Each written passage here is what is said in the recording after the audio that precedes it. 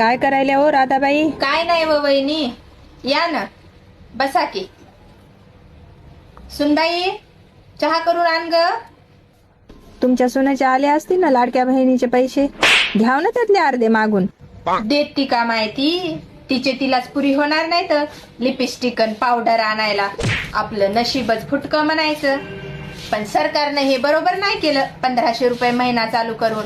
यानं आता काय होणार आहे माहितीये का, सगळ्या सुना माजणार आहेत. जिला पार्लर माहित नव्हतं ती सुद्धा आता पार्लर मध्ये जाणार आहे आणि त्या 1500 रुपयाचा त्या पार्लर मध्येच बुगा करून येणार आहे.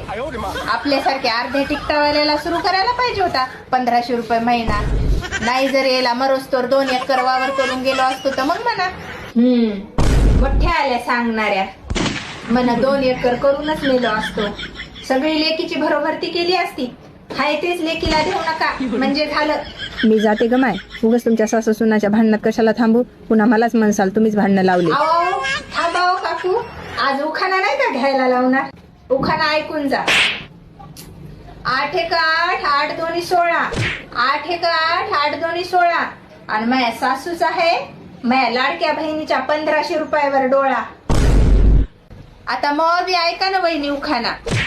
डॉक्टरने दिलं इंजेक्शन आणि चोळायला दिला कापसाचा बोळा. आणि भवानी तू या 1500 रुपयासाठी मॅच केले होते कागदपत्र गोळा.